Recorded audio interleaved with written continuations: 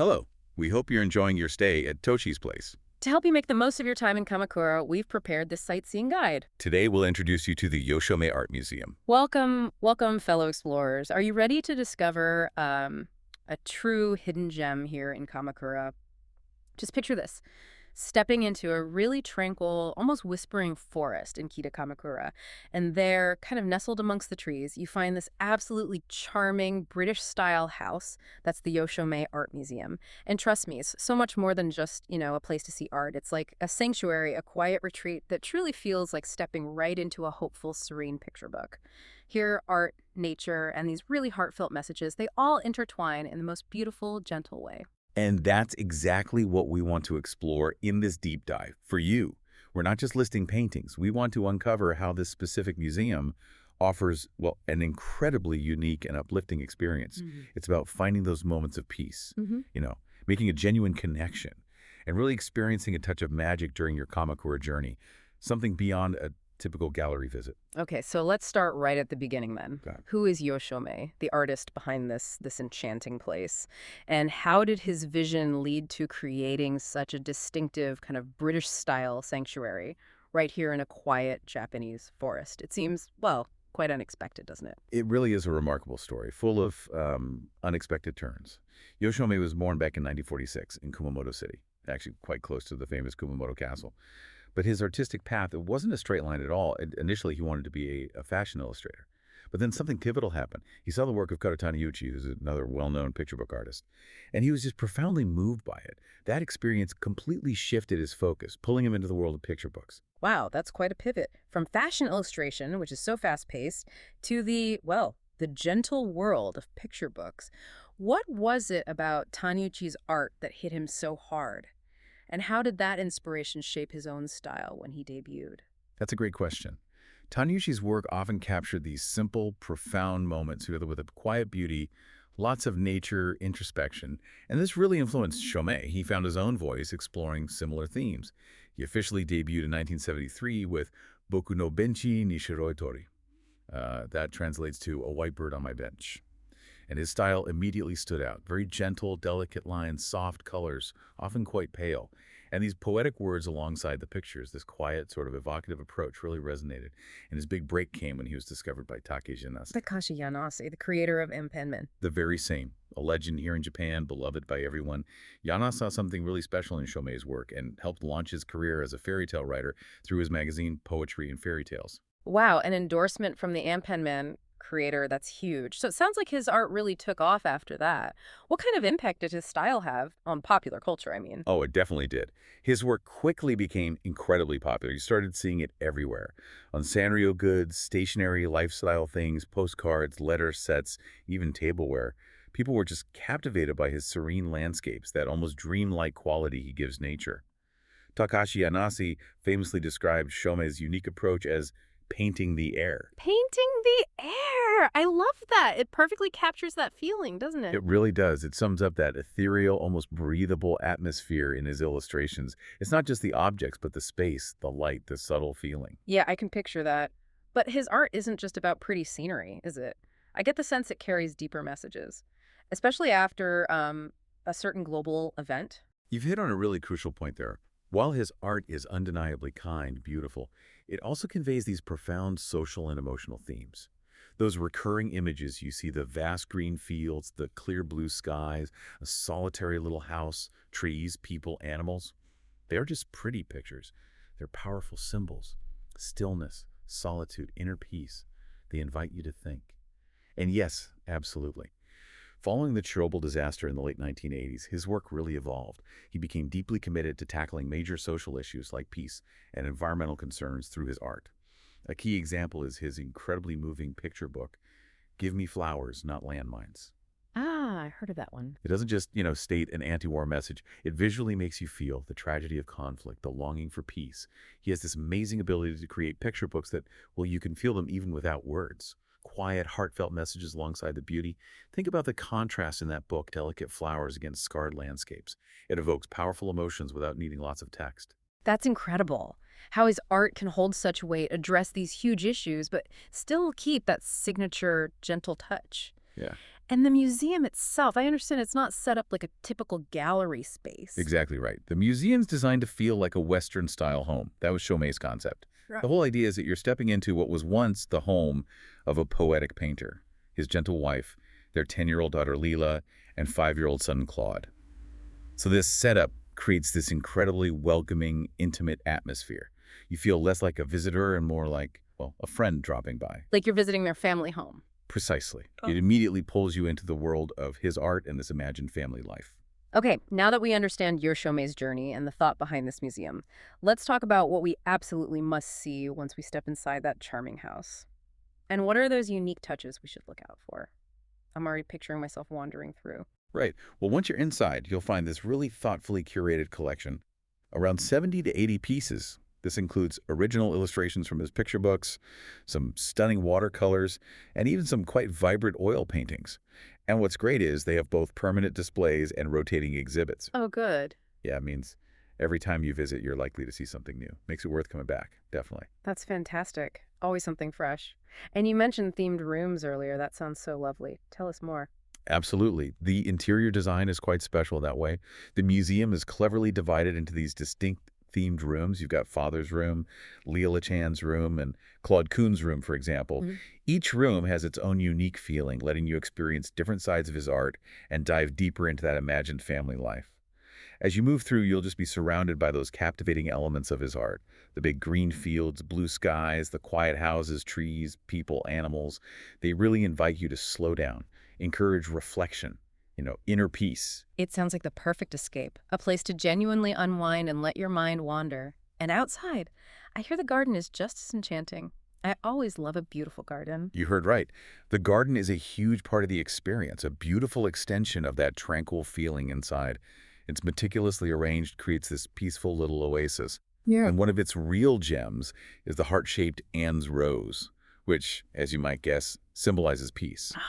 Lovely. It's truly moving to see, especially when it blooms from late April through May. Just bursts with soft color. And throughout the seasons, the garden has different delights. Hydrangeas, for instance, are stunning in late spring, early summer. It's a whole sensory thing, the smell of roses, the sound of leaves. Just peaceful quiet. A rose symbolizing peace. That's so poignant. Beautiful. And I've heard whispers about a very special, rather adorable resident roaming the grounds. Any truth to that? Oh, yes.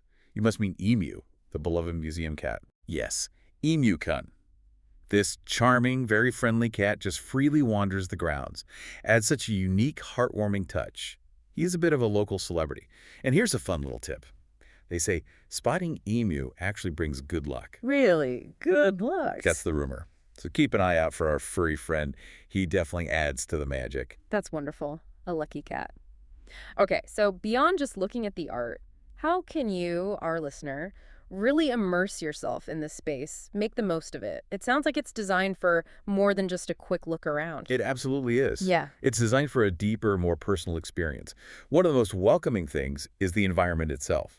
You'll find these comfortable sofas dotted around the museum. Oh, sofas in a museum. Yes. Unlike many galleries where you feel you have to keep shuffling along, here you're genuinely encouraged to sit down. You can pick up one of the picture books they have there and just take your time. Really relax and absorb Shomei's world at your own pace. Let the art speak to you. It's a rare chance for that kind of quiet contemplation. Being able to just sit and soak it all in, that sounds incredibly inviting. A real antidote to the usual sightseeing rush. Is there a way to connect with the artist, even if he's not there during your visit? There is, actually, a truly unique and personal way. Since the museum first opened, they've kept a visitor comment notebook. Guests are invited to share their thoughts, their feelings about the art, the experience. And here's the amazing part. Yoh Shomei himself actually reads these notes. No way. He reads them himself. He does. Imagine a direct line, in a way, to the artist. It's a wonderful way to feel connected to his vision and know your appreciation is heard. And to deepen your understanding even more, you can download a viewing worksheet from their official website before you go. Helps guide your observation. That's incredibly personal, knowing the artist reads your feedback. Wow. For people who are really passionate about his work, are there any rare opportunities to engage even more with the museum or even Yoh Shomei? Yes, sometimes there are. The museum occasionally hosts special events. Things like intimate museum talks where you can learn more about his creative process, maybe hear stories behind the art. and even rare autograph sessions with Yoh Shomei himself. Autograph sessions, that's fantastic. They are truly unique chances. And another lovely touch, if you visit on a sunny day, spring through autumn, you might find a mobile coffee stand has popped up in the garden. A coffee stand in the garden. Perfect. Isn't it? Enjoy a lovely cup of coffee right there amidst the beauty. It just perfectly complements the whole atmosphere. Absolutely idyllic. That sounds like the perfect blend of relaxation and beauty. Now, for those of us who love taking photos, capturing memories, what are the rules? I know some places can be quite strict. That's a great question and important to know. So, inside the museum, photography is generally prohibited. That's to protect the delicate artworks and keep that serene feeling. Okay, standard enough. But you are absolutely encouraged to take photos in the beautifully arranged garden. Oh, brilliant. Yes. They've really thought about making it a great photo spot. You'll find charming tables, chairs, even photo boards, providing a perfect backdrop with the house. And definitely don't miss getting a picture with the heart-shaped Anne's rose when it's blooming late April to May. Another really popular photo spot is with the white dog Jake. He's a character from the picture books. There's a cute plush toy of him in his own little doghouse. Ah, Jake the dog. It's all incredibly picturesque, designed for those special keepsake memories. Sounds like a photographer's dream, at least for the garden part. And I bet they have some lovely souvenirs, too. Oh, absolutely. The museum shop is a little treasure trove. It offers a wonderful selection of Yoh Shomei's picture books, of course, and unique original merchandise featuring his beautiful artwork, perfect for a personal memento or really thoughtful gifts. And, this whole experience at the Yoh Shomei Art Museum ties back so nicely to your stay at Toshi's place. By choosing Toshi's place, you're perfectly positioned to explore these quieter, more tranquil spots, often during off-peak times. It lets you genuinely avoid the crowds and find that deeper sense of serenity and balance during your Kamakura trip. All right, I'm convinced. Ready to plan a visit and experience this tranquil forest sanctuary myself. Let's talk logistics. How do we get there? It's actually surprisingly easy to get to, despite feeling so secluded. The museum is wonderfully located in Kamakura, and you'll find it's just a pleasant 7-minute walk from the JR Yokosuka Line's Kamakura station. It's only 7 minutes. That's great. Yeah, it's a really enjoyable stroll through a charming part of town. Fantastic. Easy walk from the station. What if someone prefers to drive, though? Maybe they have a rental car. Good question. If you are driving, the museum does have one dedicated parking space for a car, but it's first come, first served. Okay, just one space. Just one. If that happens to be taken, don't worry. There are several coin-operated parking lots very nearby, like a 1-minute walk away, along Kamakura Kaido Street. However, especially on busy weekends or during peak season, we really recommend using public transport. Probably less stressful. Exactly. It just makes for a much smoother, stress-free experience for everyone involved. Good advice. Okay, what about getting in? Admission details, payment options. Admission is quite reasonable. It's 600 yen for adults and 300 yen for elementary and junior high students. Also, if you have a disability certificate, entry is free, and your companion gets a 100 yen discount, which is a really nice touch. That is nice. And always check their official website before you visit. They often have discount coupons available there you can use. Oh, good tip. Save a little money. Definitely worth checking. And for payment, they make it easy. Credit card, e-money, or smartphone payment, they accept various methods. Very convenient. And lastly, operating hours. And are there other cool spots nearby we could combine with the museum visit? Make a day of it. Great question. The museum is generally open year-round, which is fantastic for planning, but it's always smart to just double-check their official website beforehand. Sometimes they might close for severe weather or private events, or maybe exhibit changes. Hours can vary slightly then. Right. Always best to check. Exactly.